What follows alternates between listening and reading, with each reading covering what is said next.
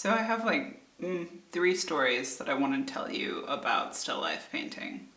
The first one is that usually as we embark on still life paintings, the most common complaint I get is that still life paintings are boring. Now, I totally understand this because when I first started painting, I was like, my gosh, could it get any worse? We're just gonna collect three objects, or like a group of objects, in your case, three objects, and then have to make a composition of this? Well, here's where my three stories start. First, I taught a drawing class.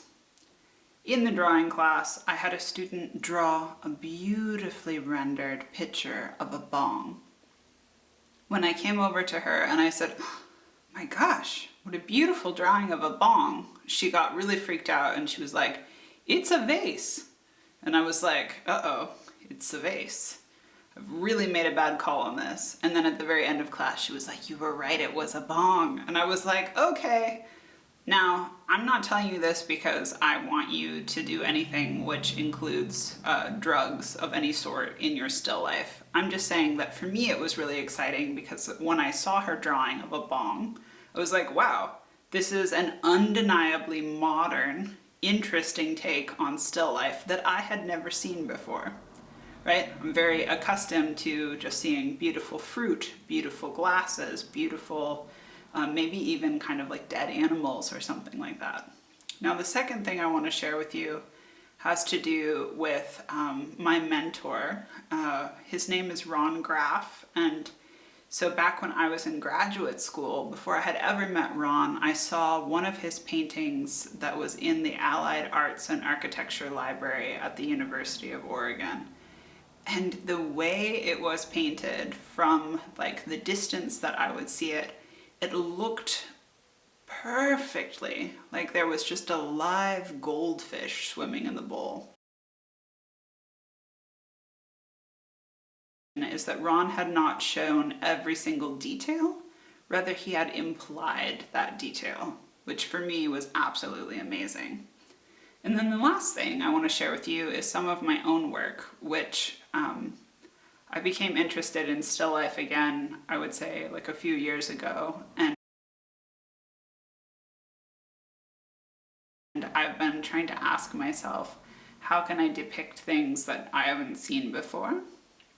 And also kind of give some voice to gender and sexuality in my still life paintings. And so you'll see I'll share certain things with you, like a tampon in a bowl of cream, or pears with a speculum.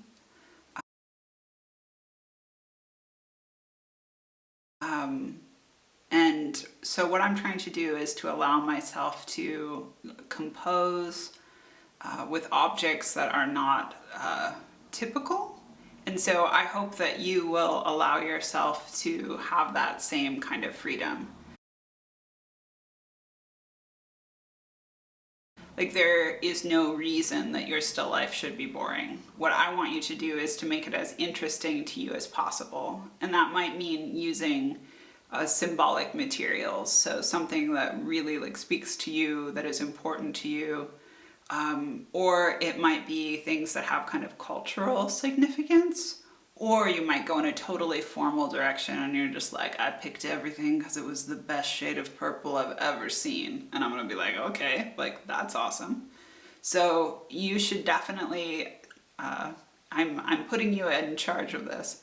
Make your own still life interesting. And that's what this week's forum is about. I want you to post pictures of your still life as you have it set up. If you want feedback from your fellow artists, you can ask for that. If you want, you can post more than one and have people give you feedback about what they think you should work with. Or you can just sort of let us know, okay, this is what I'm doing, and we'll go from there. I hope you have a wonderful time painting.